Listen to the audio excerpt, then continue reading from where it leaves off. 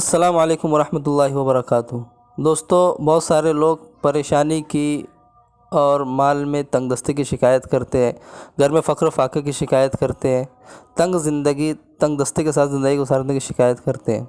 قرآن و حدیث میں اللہ تبارک و تعالیٰ نے ہر چیز کا علاج بتایا ہے۔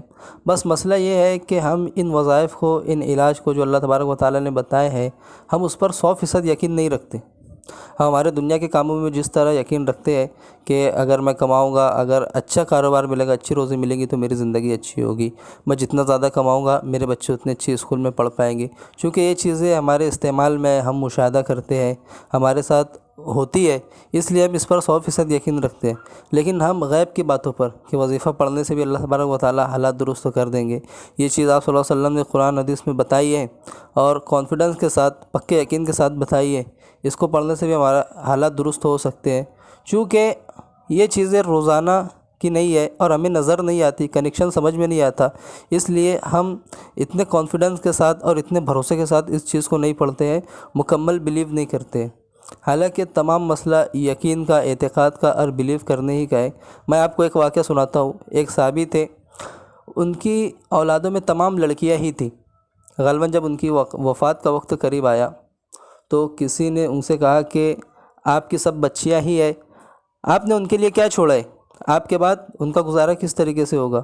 تو انہوں نے مکمل بھروسے کے ساتھ اور اطمینان کے ساتھ یہ جواب دیا کہ مجھے اس بات کی فکر کرنے کی کوئی ضرورت نہیں ہے، اس لیے کہ میں نے اپنی بچیوں کو الواقعہ، سورۃ الواقعہ یہ سکھا دی ہے۔ سورہ واقعہ کے تعلق سے جناب نبی کریم صلی اللہ علیہ وسلم نے ارشاد فرمایا کہ جو شخص شام کے وقت سورہ واقعہ پڑھنے کا اہتمام کرے، اس کے گھر میں کبھی تنگ دستی نہیں آئے گی، فقر و فاقہ نہیں آئے گا۔ جس طرح دوستو ہم ہمارے دنیا میں انشورنس وغیرہ پر، اسکیم پر بھروسہ رکھتے ہیں، اگر کسی کا بیمہ ہو چکا ہے، اس کے انتقال کے بعد جس طرح اولاد کو پکا یقین ہوتا ہے کہ ہمیں فکر کرنے کی کوئی ضرورت نہیں، ہمارے ابو نے ہمارا بیمہ کروا چکے تھے، اپنی زندگی کا بیمہ کروا چکے تھے، اب پیسہ ملنے والا ہے، تو جس طرح ہم اس پر یقین رکھ کر خوش ہوتے ہیں، اس سے کئی زیادہ یقین کے ساتھ، اس سے کئی زیادہ بھروسے اور کانفیڈنس کے ساتھ ان صحابی نے جواب دیا کہ میں نے اپنے بچیوں کو سورہ واقعہ سکھا دیا ہے، اب مجھے فکر کرنے کی کوئی ضرورت نہیں، انشاءاللہ میری بچیوں کو کبھی کوئی خطرہ، کوئی نقصان، کوئی فقر و فاقے کی شکایت نہیں ہوگی۔ بس یہ یقین کا مسئلہ ہے۔ آپ صلی اللہ علیہ وسلم سے سچی آج تک کوئی ذات نہیں گزری ہے۔ آپ صلی اللہ علیہ وسلم ہی ایسی ہستی ہے جن کو آج تک نہ سائنس نے جھوٹا ثابت کر پایا ہے، نہ اور کسی دشمن نے بھی جھوٹا ثابت نہیں کر پایا ہے۔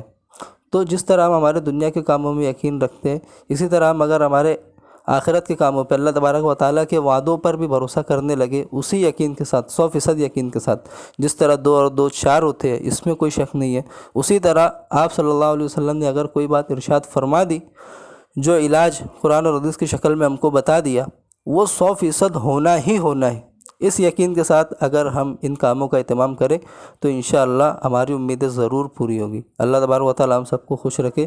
تو دوستو، فقر فاقے کی اگر آپ کے گھر میں شکایت ہے تو سورہ واقعہ پڑھیے، اور ضرور ضرور اسی یقین، اسی بلیف اور اسی اعتقاد کے ساتھ پڑھیے، انشاءاللہ آپ کو کبھی فقر فاقے کی شکایت نہیں ہوگی، کیونکہ یہ اللہ تبارک و تعالیٰ کا وعدہ ہے، آپ صلی اللہ علیہ وسلم کی پیشن گوئی ہے، جو کہ کبھی جھوٹی ثابت نہیں ہو سکتی۔